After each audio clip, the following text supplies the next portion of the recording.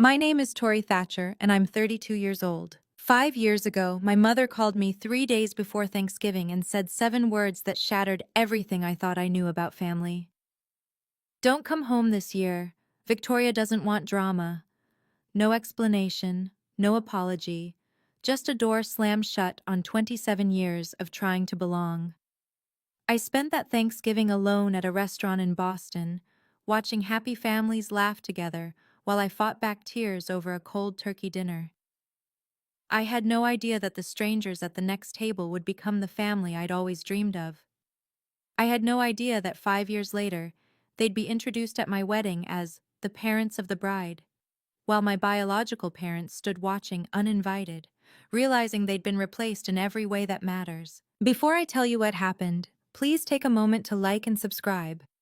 But only if this story resonates with you. And let me know in the comments, where are you watching from, and what time is it there? Let me take you back to the phone call that changed everything. I remember exactly where I was standing when my phone rang. November 21st, 3 days before Thanksgiving. I was in my tiny studio apartment in Boston, surrounded by half-packed bags and the scent of the pumpkin candle I'd lit to get myself in the holiday spirit. I'd already bought my plane ticket home to Connecticut. Non-refundable, of course. Mom's name flashed on my screen. I smiled and picked up. "Hey, Mom. I was just about to—" "Tori." Her voice was flat, cold. "I need to tell you something." My stomach dropped. That tone never meant anything good. "What's wrong? Is Dad okay?" "Your father's fine." A pause. "Listen, I've been thinking, and don't come home this year." I actually laughed. I thought she was joking. "What do you mean?" "Victoria doesn't want drama. She's pregnant again, and she doesn't need the stress." I gripped the phone tighter. "Drama? What drama? I haven't even talked to Victoria in months." "Exactly." Mom's voice hardened. "And let's keep it that way. You know how you get." "How I get?" My voice cracked.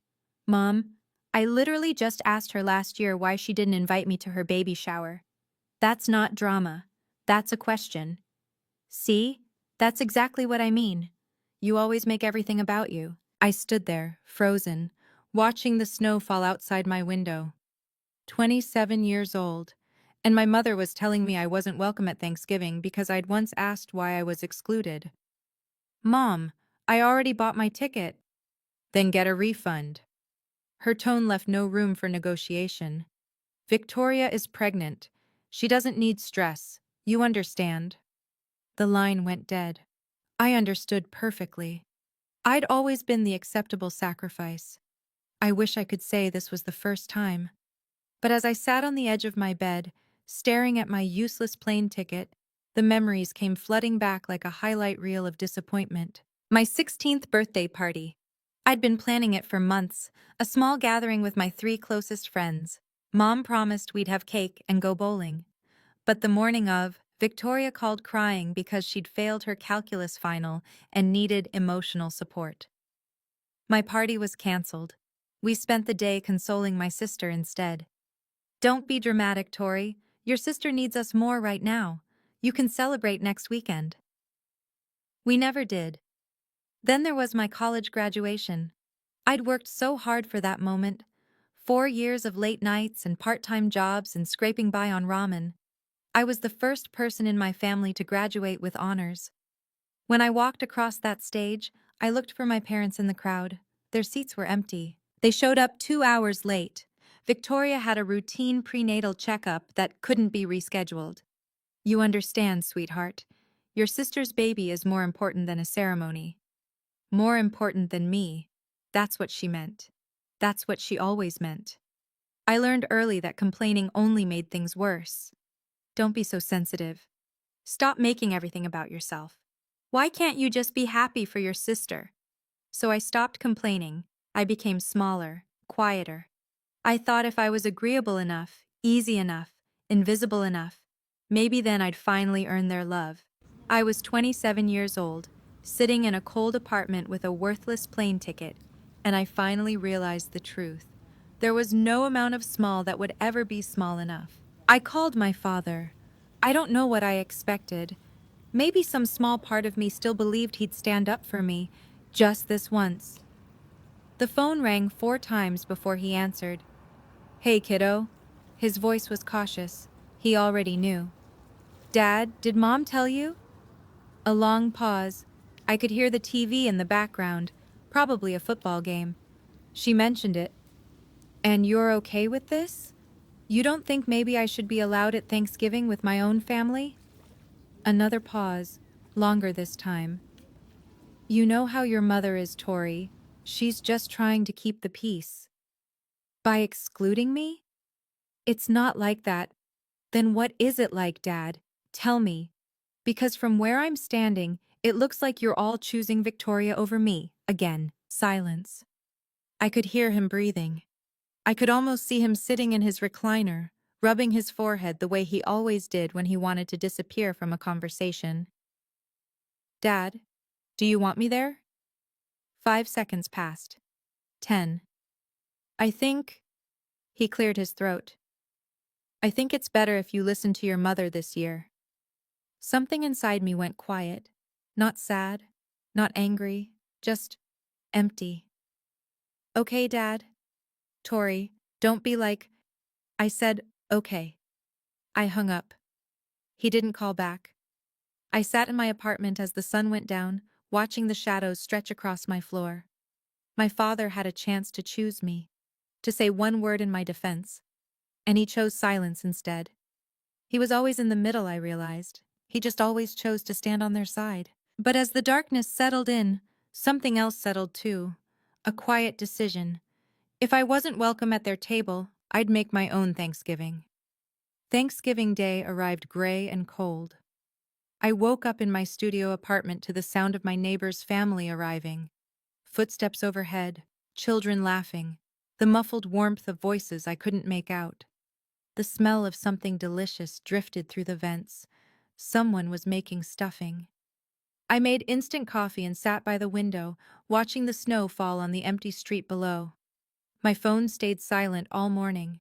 No calls, no texts, not even a happy Thanksgiving from anyone in my family. Around noon, I made the mistake of opening Instagram. Victoria had posted a photo.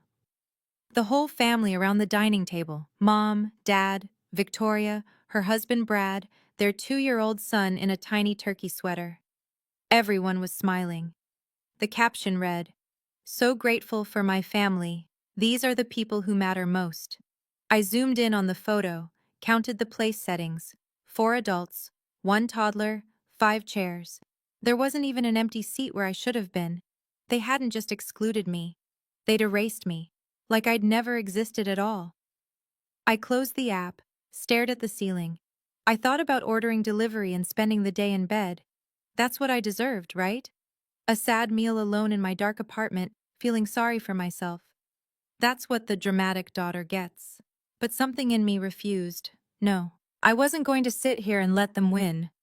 I wasn't going to let their rejection turn me into exactly what they accused me of being, a sad, bitter, dramatic mess.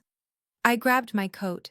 If I was going to eat Thanksgiving dinner alone, I was going to do it somewhere with actual food, with light, with life. I just had to find a restaurant that was still open.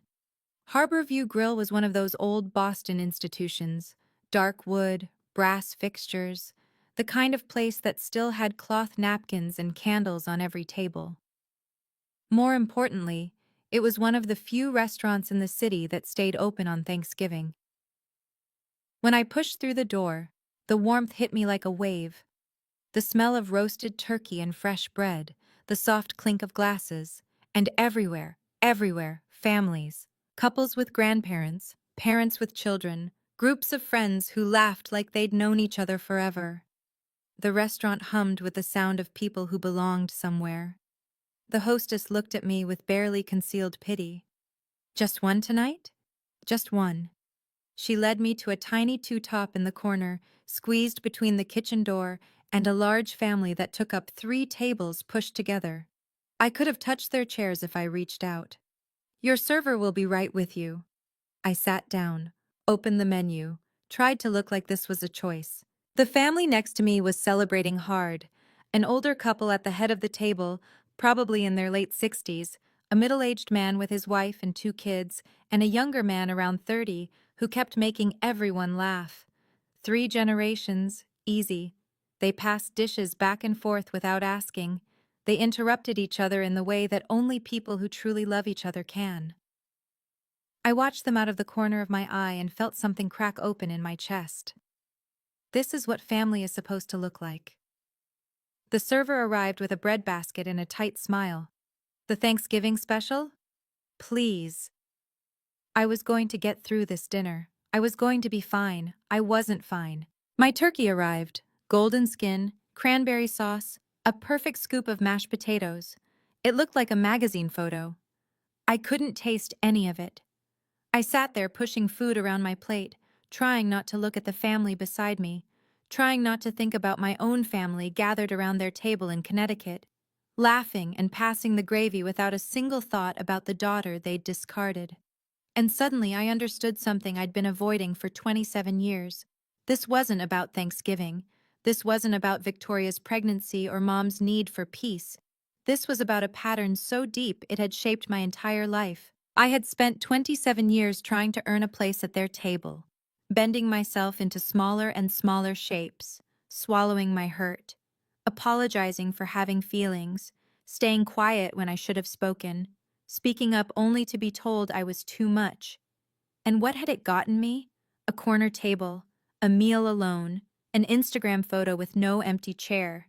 If I kept going like this, if I kept trying to be small enough, quiet enough, agreeable enough, what would I have left? At some point, there'd be nothing left to shrink. The tears came before I could stop them. I turned my face toward the window, hoping no one would notice. I grabbed my napkin and pressed it to my eyes, trying to be invisible, trying to disappear like I always did. Honey? I froze. A woman's voice, warm, concerned. Are you okay? I looked up. The older woman from the family next to me was standing beside my table. Silver hair, kind eyes, a face that somehow looked like it had spent a lifetime actually listening to people. She was looking at me like I mattered. I'm fine, I said automatically. Just allergies. The woman raised one eyebrow, not judging, just knowing. Allergies don't usually make people cry into their napkin on Thanksgiving. I let out a sound that was half laugh, half sob. That obvious? Only to someone who's paying attention. She had a gentle voice, but there was steel underneath, the kind of woman who'd seen things. I'm Eleanor. Tori. Well, Tori. She glanced back at her family, then at me. No one should eat alone on this day. Why don't you come join us? I shook my head immediately. Oh no, I couldn't. I don't want to intrude. You're not intruding. I'm inviting. She smiled. There's a difference. I really appreciate it, but my husband tells terrible jokes, she continued, as if I hadn't spoken. And my son Marcus keeps trying to start political debates. You might as well come suffer with us. From the big table, the older man, her husband, I assumed, waved at me. She won't take no for an answer. Trust me. 43 years, and I've never won an argument.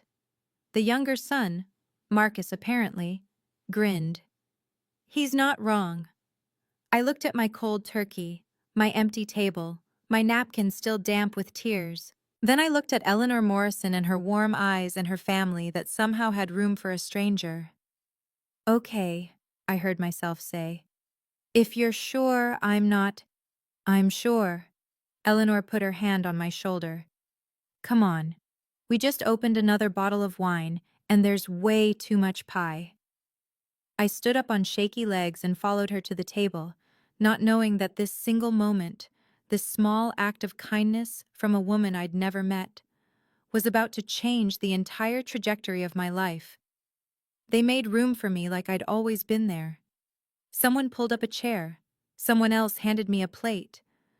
Before I could even sit down, I had a glass of wine in my hand and a warm roll on my plate. I'm Richard, the older man said, shaking my hand firmly. This is my wife Eleanor. Our son Daniel and his wife Sarah, their kids Emma and Lucas, and our youngest Marcus. Hi. I gave an awkward little wave to the table. I'm Tori. Thank you so much for— What do you do, Tori? Daniel asked, passing me the mashed potatoes. I'm a graphic designer, freelance mostly. That's wonderful, Sarah said. I can barely draw a stick figure. Mom, stick figures are easy, Emma said. She looked about 8. Even I can do that. Everyone laughed. Not at anyone, with each other. It was such a foreign sound. Marcus caught my eye from across the table. He was around my age, maybe a little older, with dark hair and an easy smile. Fair warning, my dad's about to tell a joke. I am not, Richard protested. He is, Eleanor said. Richard grinned. Okay, fine. What did the turkey say to the computer? Dad, no, Daniel groaned. Google, Google, Google. The kids burst into giggles. Sarah rolled her eyes. Marcus shook his head. And I actually laughed. A real laugh. For the first time all day. Richard raised his wine glass. A toast to unexpected guests who make our table complete. Everyone raised their glasses, including me. I looked around at these people, strangers, all of them, until 15 minutes ago, and felt something I hadn't felt in years. Warmth, acceptance, belonging. I didn't know families could feel like this. After the main course, while the kids ran off to explore the restaurant and the men argued about football, Eleanor moved to the chair next to mine.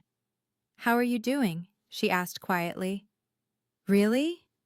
I looked down at my plate. Better. This is really nice. Thank you. You're welcome. She took a sip of her wine. But that's not what I asked. Something about her directness made me want to be honest. I'm okay. I'm just having a hard Thanksgiving. Do you want to tell me why you're really here alone? I hesitated. The truth felt too pathetic to say out loud. My own mother told me not to come home. My sister thinks I'm drama. My father chose silence over me. But Eleanor waited, patient, no judgment in her eyes. My mom called me 3 days ago, I finally said. Told me not to come home for Thanksgiving. My sister is pregnant and she didn't want drama. Drama? That's what they call it when I ask questions they don't want to answer. Eleanor nodded slowly. I see. It's fine, I added quickly. I mean, it's not fine, but it's not fine. Eleanor's voice was gentle but firm. Can I tell you something I learned in 30 years as a family lawyer? I blinked. You're a lawyer? Retired. Family law. She smiled. I've seen every kind of family dysfunction you can imagine, and I've learned that the people who accuse you of causing drama are usually the ones creating it. They just need someone to blame. The words hit me like a physical force. You're not the problem, Tori. Eleanor put her hand over mine. You never were. I couldn't speak. I could barely breathe. Those were the words I'd needed to hear my entire life. Hey, I want to pause here for a second. If you're watching this and you've ever been blamed for causing drama just because you asked to be treated fairly, I see you. I want to know, have you ever been made the scapegoat in your family? Type your answer in the comments. And if this story is hitting close to home, please hit that like button so more people can find it. Now let me tell you what happened next. The evening wound down slowly, the way good dinners do. Pie was served, coffee was poured. The kids fell asleep on Sarah's lap, exhausted from running circles around the restaurant. When the check came, I reached for my wallet, but Richard waved me off. Please, he said, our treat. I can't let you. You can and you will. He smiled. Consider it a Thanksgiving tradition. We always buy dinner for new friends. As we gathered our coats and prepared to leave, Eleanor pressed something into my hand. A small card, cream-colored, with elegant black text. I looked down. Eleanor Morrison, J.D., Family Law, retired. Below that, a phone number and an address in Brookline. If you ever need to talk, she said, call me. I mean it. Thank you. Richard appeared beside us, shrugging on his coat. Sunday dinners, every week at our place. You're welcome any time. I shook my head. That's so kind, but I couldn't. She could, Marcus said, joining the group. And she should. Mom never says things she doesn't mean. Trust me. Eleanor squeezed my hand. Family isn't blood, Tori. It's showing up. I stood there in the restaurant lobby, holding a business card from a woman I'd met 3 hours ago, receiving an open invitation from a family I had no claim to. Outside, the snow was falling harder. Through the window, I could see families hurrying to their cars, children carried on shoulders, grandparents clutching to-go containers of leftover pie. I looked back at the Morrisons, Richard helping Eleanor with her scarf, Daniel herding sleepy children, Marcus waiting by the door with an expectant look. Okay, I said. Maybe I'll stop by sometime. Eleanor smiled like she'd known I'd say yes all along. I had no idea I'd just met my future family. I didn't go to Sunday dinner the next week, or the week after that. It felt too strange, too forward, too much like I was imposing on someone else's family. But Eleanor called. Just to check in, she said, just to see how I was doing. By early December, I finally accepted the invitation. That first Sunday, I stood on the Morrisons' porch in Brookline for 5 full minutes before I worked up the courage to knock. The house was exactly what I'd imagined, a beautiful Victorian with a wraparound porch and lights in every window. It looked like the kind of place where good things happened. Eleanor opened the door before I could change my mind. There you are. She pulled me into a hug like it was the most natural thing in the world. We saved you a seat. That was the first of many Sundays. Over the next 6 months, I became a regular at the Morrison dinner table. Richard taught me to play chess, even though I lost every single game. Eleanor showed me her secret pie crust recipe, the one she swore she'd never written down. Daniel's kids started calling me Aunt Tori without anyone telling them to. And Marcus? Marcus and I became friends. Real friends. The kind who texted random thoughts at 2 a.m. and argued about movies and sat next to each other at dinner without anyone having to arrange it. I didn't hear from my biological family once.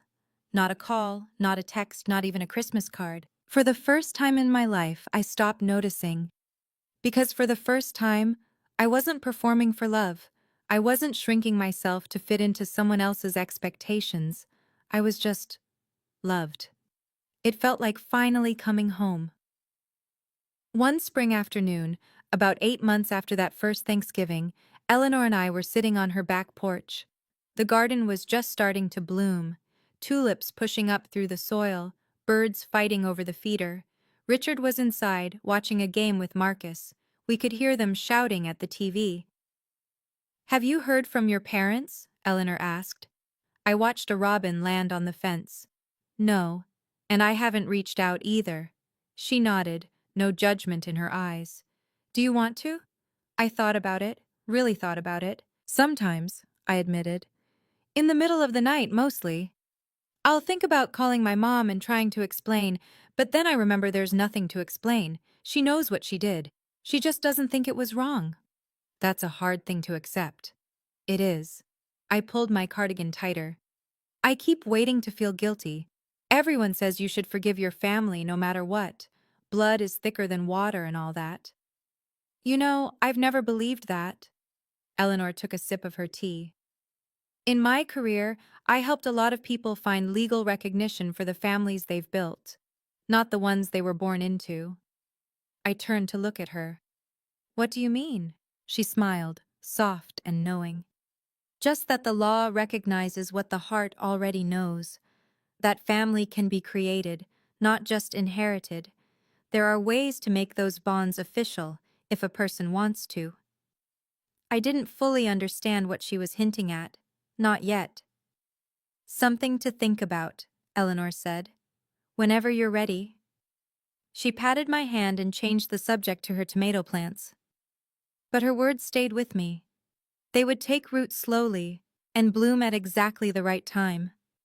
It happened so naturally that I almost didn't notice it happening. 2 years after that first Thanksgiving, Marcus and I weren't just friends anymore. We were something more. Something that had grown so gradually that when we finally acknowledged it, it felt less like a beginning and more like a recognition of what had always been there. He asked me to dinner at Harborview Grill, the same restaurant where we'd met. "This feels circular," I said, sliding into the booth. "That's the point." Marcus was nervous. I could tell by the way he kept adjusting his napkin. "I wanted to bring you back to where it all started." "Where what started?" He reached across the table and took my hand. "Tori, I've been trying to figure out how to say this for months." He took a breath. "I want to spend the rest of my life choosing you, every single day." My heart stopped. "Marcus? I know your family hurt you. I know you're scared of people who are supposed to love you letting you down." His eyes were steady on mine. "But I'm not going anywhere. I never have been." He pulled out a small velvet box. "Tori Thatcher, will you marry me?" I couldn't speak. I couldn't breathe. I looked at this man who'd been my friend first, my confidant second, my rock through 2 years of healing, and I saw my future. "Yes," I whispered. "Yes." He slipped the ring on my finger. The restaurant erupted in applause. I'd been so focused on Marcus I hadn't even noticed the other diners watching. And then I saw them. In the corner booth, Richard and Eleanor, champagne already poured, beaming at us like they'd known all along. "Mom couldn't resist," Marcus laughed. I was going to officially become a Morrison. The wedding planning began immediately. Venue options, catering tastings, flower consultations. It was overwhelming and exciting and everything I'd never let myself dream about. But one question kept me up at night. The wedding invitations would need a line for parents of the bride. And I had no idea what to write there. Robert and Linda Thatcher? They hadn't spoken to me in over 2 years, hadn't called on my birthday, hadn't acknowledged my existence in any way. I couldn't put their names on my wedding invitation. They hadn't earned that honor. I was pacing in the Morrisons' living room one evening when Eleanor found me. "What's troubling you, sweetheart?" I told her about the invitation, about the impossible line I couldn't figure out how to fill. Eleanor sat down and patted the cushion beside her. "There's something I mentioned to you once, about legal recognition for chosen family. Do you remember?" I nodded slowly. "You said the law recognizes family that's created, not just inherited." "Adult adoption," Eleanor said gently. "It's a legal process where a consenting adult is formally adopted by another family. It creates a legal parent-child relationship, new birth certificate, new legal next of kin status, everything." My heart was pounding. That's a real thing?" "Very real. I've helped many people through the process." I looked at this woman who'd pulled me into her family on the loneliest night of my life, who'd fed me Sunday dinners and taught me about pie crust and shown me what a mother could be. "Eleanor," my voice cracked, "would you and Richard consider—" She pulled me into her arms before I could finish the sentence. "We've considered you our daughter since the first Thanksgiving," she whispered. "We were just waiting for you to be ready." The adoption process took several months: paperwork, court appearances, legal filings. But with Eleanor guiding me through every step, it felt less like bureaucracy and more like a ceremony. When the judge signed the final order, I legally became Tori Morrison. I had a new birth certificate, new legal parents, a new family, on paper and in my heart. The wedding was set for the following June. We sent out invitations with the line I'd agonized over, now proudly printed: "Parents of the bride, Richard and Eleanor Morrison." I should have known the Thatcher family would eventually find out. 3 months before the wedding, my phone buzzed with a text from Victoria, the first message from her in nearly 3 years. "Did you know Tori's getting married?" I stared at the screen, then I blocked the number. A week later, my mother called, 5 times in one day. I let every call go to voicemail. Finally, a text. "Why didn't you tell us? We're your family. Call me back immediately." I read it twice, then I deleted it. 3 years of silence. 3 years of pretending I didn't exist. And now suddenly they remembered they had another daughter. I wasn't angry. I'd moved past anger long ago. I was just tired. Marcus found me staring at my phone that evening. Everything okay? My biological family found out about the wedding. Ah. He sat down beside me. What do you want to do? Nothing. I put the phone away. I don't owe them anything. Not an explanation, not an invitation, nothing. He nodded and pulled me close. Whatever you decide, I support you. But we both knew this wasn't over. The Thatchers weren't the kind of family who accepted being ignored. The question was, what would they do about it? She showed up at my apartment on a Tuesday afternoon. I was working from home, reviewing design proofs at my kitchen table, when the doorbell rang. I opened it without checking the peephole, a mistake I wouldn't make again. Tori. My mother stood in my hallway. She looked older than I remembered, grayer, more tired, but her eyes held the same disappointed expression I'd spent my childhood trying to erase. Mom. The word felt foreign in my mouth. What are you doing here? What am I doing here? She pushed past me into the apartment without being invited. What are you doing, getting married without telling your own mother? We haven't spoken in 3 years. And whose fault is that? I closed the door slowly, counted to 5. Yours. It was your fault. You told me not to come home. Not to. That was one Thanksgiving. You can't still be upset about that. I'm not upset. I kept my voice calm. I've moved on. Linda's eyes swept across my living room, landing on the photos on my bookshelf. Me and Marcus at a beach. Me and Eleanor making pie. The whole Morrison family at Christmas. Me right in the center. Who are these people? My family. Her face contorted. I am your family. You were. I met her gaze evenly. You chose not to be. Remember? Victoria didn't want drama. That was years ago. And in those years, you never once called, never checked if I was alive, never acknowledged my existence. I felt eerily calm. So no, Mom, you don't get to show up now and act like you have a claim on me. I want an invitation to the wedding. No. Her jaw dropped. Excuse me? You heard me? I walked to the door and opened it. You don't get to erase me and then demand a seat at my table. The wedding day dawned golden and perfect. June in Napa Valley. A vineyard with rolling hills and endless rows of grapevines.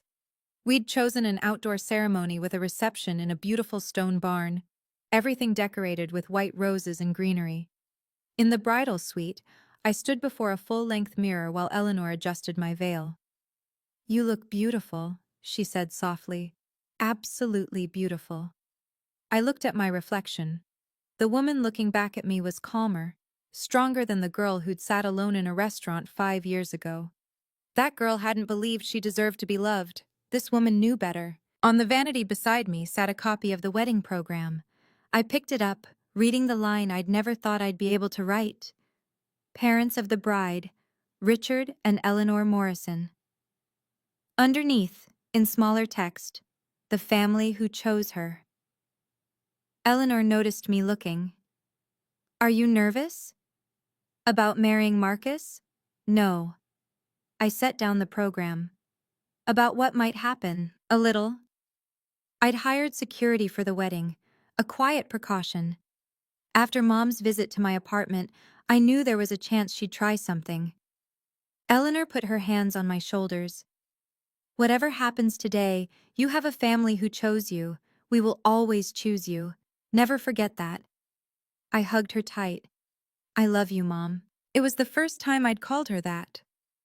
The word came out naturally, like it had always been waiting. Eleanor's eyes glistened. I love you too, sweetheart. My daughter. Through the window I could see guests arriving. Marcus was already at the altar looking nervous and handsome in his gray suit. It was time. Whatever came next, I was ready. The ceremony was everything I'd dreamed of. Marcus waiting at the end of the aisle. Richard walking me toward him, steady and proud. The vows we'd written ourselves, words that made half the guests cry and the other half pretend they weren't crying. When Marcus slipped the ring on my finger and the officiant pronounced us husband and wife, I felt something click into place, like the last piece of a puzzle I'd been trying to solve my entire life. The reception was in full swing when the security guard found me. "Mrs. Morrison?" He appeared at my elbow, discreet and professional. "There are two people at the entrance. They claim to be your parents." I'd expected this. Part of me had been waiting for it all day. Marcus appeared beside me. "What's going on?" "My biological parents are here." His expression hardened. "I'll handle it." "No." I took his hand. "This is my moment. I'll handle it." I considered my options. I could have them removed. I could pretend they weren't there. I could avoid the confrontation entirely. But something in me said no. Let them see. Let them see what they lost. Let them see the family who stepped up when they stepped away. Let them witness the life I built without them. "Let them in," I told the security guard. "But don't seat them with the family. Put them in the back." "Are you sure?" Marcus asked. "I'm sure." The guard nodded and disappeared. A few minutes later, I saw them, Linda and Robert Thatcher, standing uncertainly at the edge of the reception, looking around at the 100+ people who were celebrating their daughter's wedding. Their daughter, who they hadn't spoken to in 3 years. The MC was about to make his announcement. Perfect timing. "Okay, this is the moment. Before the big reveal, I have a question for you. If you were in my shoes, would you have let your biological parents into your wedding?" Type yes or no in the comments. I want to know what you would have done. And if you're dying to see what happens next, make sure you're subscribed with notifications on. Now let me tell you about the moment everything changed. The MC stepped up to the microphone. The music softened. "Ladies and gentlemen, if I could have your attention, please." The room quieted. Guests turned toward the front. Champagne glasses paused halfway to lips. "Before we continue the celebration, I'd like to introduce some very special people." I watched my biological parents from across the room. Linda was craning her neck, trying to see. Robert stood behind her, hands in his pockets, looking uncomfortable. They had no idea what was coming. "Please join me in welcoming the parents of the bride." Linda straightened up. I could see her preparing to acknowledge the introduction, to accept the recognition she believed was rightfully hers. "Richard and Eleanor Morrison!" The room erupted in applause. Richard and Eleanor stood from the head table, beaming, waving to the guests. People cheered. Someone whistled. The photographer snapped photos. And across the room, my mother's face went white. I watched it happen in slow motion. The confusion, the disbelief, the moment she realized what those words meant. Richard and Eleanor Morrison, the family who chose Tori and whom Tori chose in return. Linda grabbed Robert's arm. "What did he just say?" Robert looked stunned, speechless. Around them, guests clapped and smiled, completely unaware that the older couple in the back had any connection to the bride at all. To everyone else at this wedding, Richard and Eleanor Morrison were simply what they appeared to be: my parents. Linda's mouth opened and closed. No sound came out. She looked at the happy couple accepting congratulations, then at me standing with my husband, and the truth finally settled over her like a cold wave. She had been replaced. Completely. Officially. Legally. And everyone in this room knew it except her. Linda pushed through the crowd before I could stop her. She reached me just as the applause was dying down. Her face was flushed, her eyes wild. Robert trailed behind her, looking like he wanted to disappear. "What is going on?" Linda's voice was a harsh whisper. "Who are those people?" I kept my voice calm, steady. "My legal parents. I was adopted 2 years ago." "You... what?" She actually staggered back a step. "You can't just... replace us." I didn't replace you. I looked at her evenly. You abandoned me first. We never abandoned you. You told me not to come home. You chose Victoria. Every time. For 27 years. The guests nearest to us had noticed the confrontation. Conversations died. Heads turned. That's not fair, Linda started. Fair? I felt Marcus move to my side, a solid, reassuring presence. You want to talk about fair? I didn't raise my voice. I didn't need to.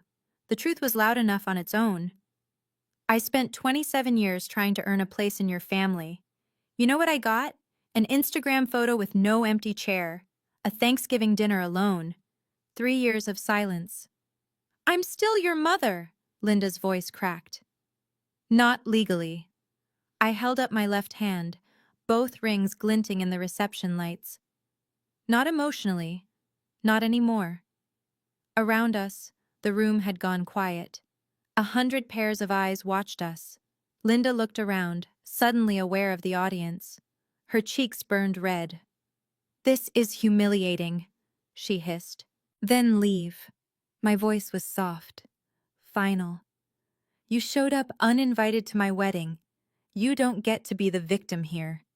She stared at me like she was seeing a stranger. Maybe she was. The daughter who never fought back had finally stopped shrinking. And then, for the first time in my entire life, my father spoke up. Tori. His voice was rough, broken. I'm sorry. I turned to look at him. Really look at him. Robert Thatcher had aged more than 5 years should account for. His hair was grayer, his shoulders slumped, but his eyes were wet with tears. I'd never seen my father cry, not once in 27 years. I'm sorry, he said again. I should have done better. Something cracked inside my chest.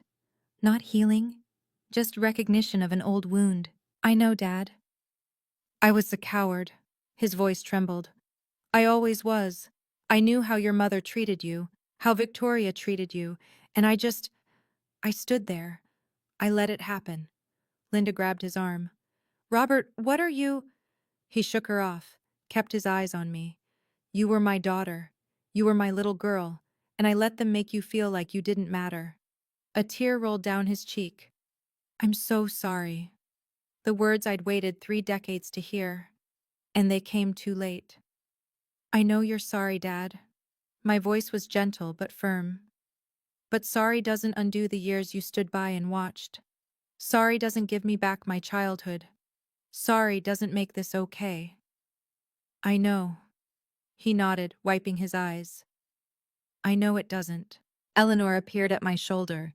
She didn't say anything, just placed her hand on my arm. A quiet reminder that I wasn't alone.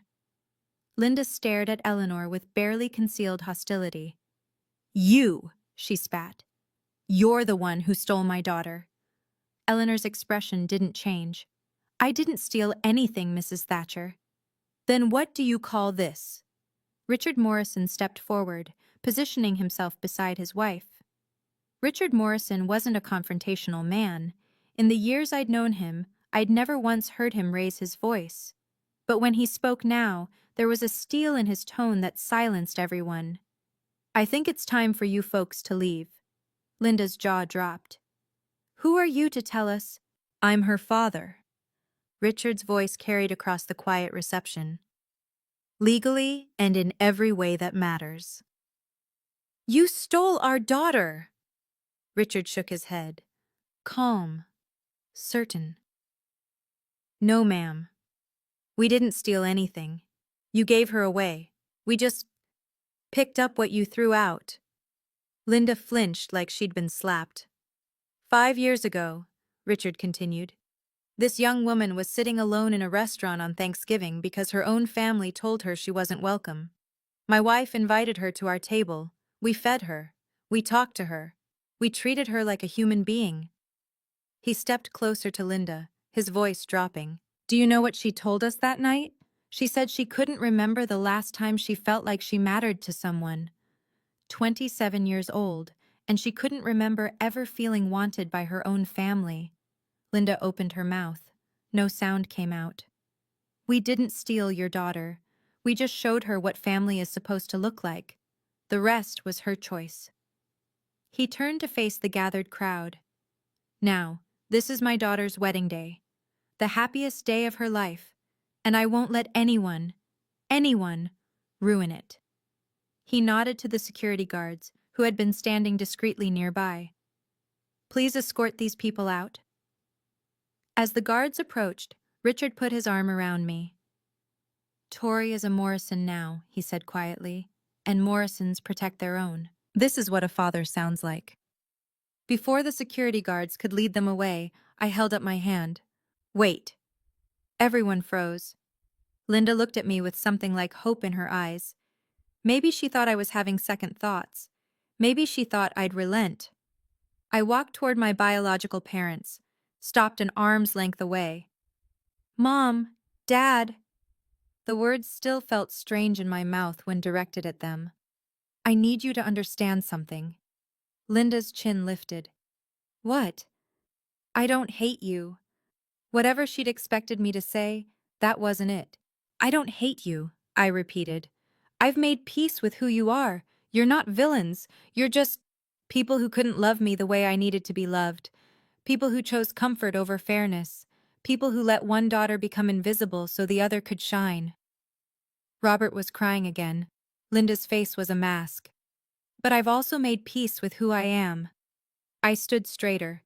And who I am is someone who deserves to be chosen, not as a backup, not as an afterthought, chosen first. I looked at them both. The parents I'd spent my childhood trying to please, the family I'd shrunk myself to fit into. You didn't choose me, they did. I gestured to the Morrisons. And I choose them. The room was silent. 100 guests watched this moment, and not one of them moved. Linda opened her mouth to speak. I didn't let her. I'm not erasing you from my history. I'm just not giving you a seat at my table anymore. And that's not revenge. That's just the natural consequence of your choices. I nodded to security. Goodbye, Mom, Dad. As they were escorted out, the wedding guests began to applaud. Not for the drama, for me. The rest of the wedding was everything I'd hoped for. We danced, we laughed, we cut the cake while everyone cheered. Marcus twirled me around the dance floor until I was dizzy with joy. For those few hours, I let myself forget about the confrontation and just be happy. But the next morning, my phone started blowing up. Texts from cousins I hadn't heard from in years, messages from aunts and uncles I barely knew. The extended Thatcher family had heard about what happened at the wedding, and they had opinions. How could you do this to your mother? Family is family no matter what. You've broken your father's heart. I deleted them without responding. But then came a text from someone unexpected. My Aunt Patricia, my father's younger sister. Tori, I heard what happened. I want you to know. I'm proud of you. I stared at the screen. I always knew Linda and Victoria treated you wrong. I tried to say something once, and your mother stopped speaking to me for a year. But you deserved better.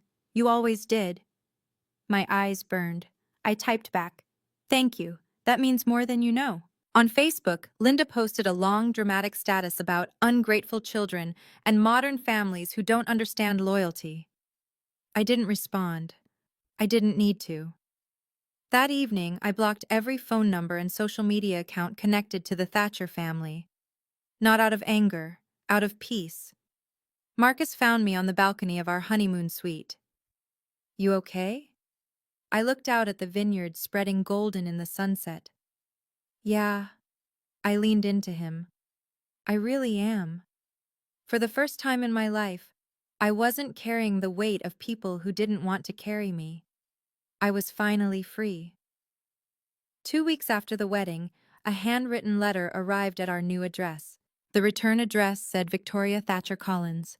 My sister's handwriting, loopy, perfect, exactly like I remembered from birthday cards that always felt more like obligations than affection.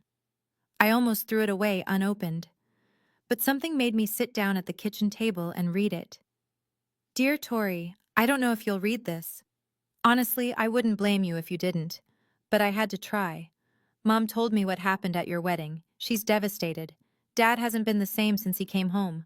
I think seeing how happy you are without us, broke something in him. I know we haven't always had the best relationship, but you have to understand. Mom and Dad were just trying to keep the peace. I never meant for you to feel excluded. You always made everything so difficult, always asking questions and bringing up old hurts. It was exhausting. I hope one day you'll understand that family is complicated. Maybe when you have your own kids, you'll see why Mom made the choices she made. I'm not asking for an apology. I just wanted you to know that we still love you, even if you've decided we're not good enough for you anymore. Your sister, Victoria. I read it twice. Then I folded it carefully and put it in a drawer. Marcus came home to find me at the kitchen table. What's that? Letter from Victoria. What did she say? Nothing new. I stood up and started making dinner. She still doesn't get it. She never will. Does that bother you? I thought about it. Really thought about it. No, I said finally. It's not my job to make her understand. It never was. A year after the wedding, life had settled into something beautiful. Marcus and I bought a house in the suburbs of Boston, a little Cape Cod with a big backyard, just 20 minutes from Richard and Eleanor. Close enough for Sunday dinners, far enough for privacy. I was no longer freelancing. A design agency had hired me as their art director, a job I loved so much it barely felt like work. Marcus was thriving at his architecture firm. We were building a life together, literally and figuratively. And I was pregnant. Eleanor cried when we told her. Richard tried not to cry and failed. Daniel's kids were already arguing about who would be the baby's favorite cousin. One Sunday afternoon, Eleanor and I were setting up the nursery, painting the walls a soft sage green, arranging tiny furniture that seemed impossibly small. Have you thought about names? Eleanor asked, holding up 2 different mobiles. Emily, I said. If it's a girl, Emily Grace Morrison. Eleanor's eyes welled up. That's beautiful. The Morrison part is non-negotiable. I smiled. I want her to have the name of the family that chose her mother. Eleanor set down the mobiles and pulled me into a hug. You know, she said, when I saw you sitting alone in that restaurant, I had no idea we'd end up here. I just saw someone who needed kindness. You saved my life that night. No, sweetheart. She pulled back, holding my shoulders. You saved yourself. We just showed you it was possible. I looked around the nursery, at the crib we'd picked out together, at the rocking chair Richard had built by hand, at the life I'd created with people who loved me unconditionally. I finally had everything I'd always wanted. I was home. 5 years to the day after I sat alone in Harborview Grill, I sat at the head of a very different table.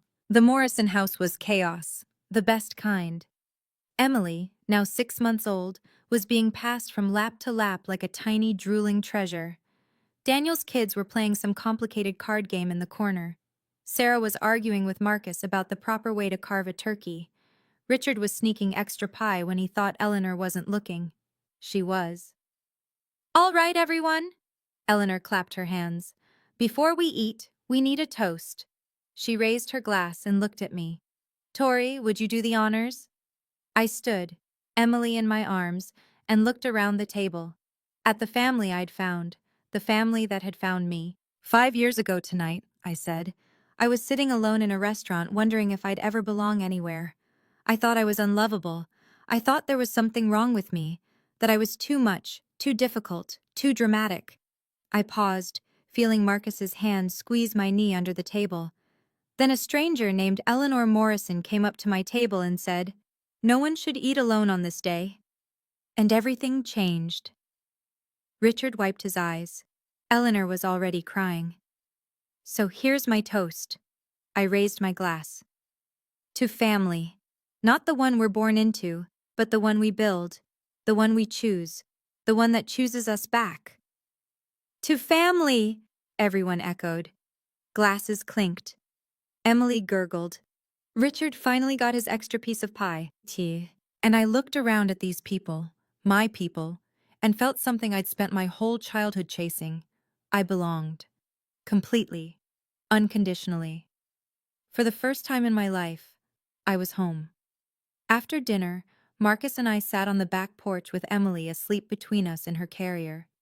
The November air was cold, but we were bundled in blankets, watching the stars emerge one by one. "Do you ever think about them?" Marcus asked quietly. "Your bio parents?" I considered the question.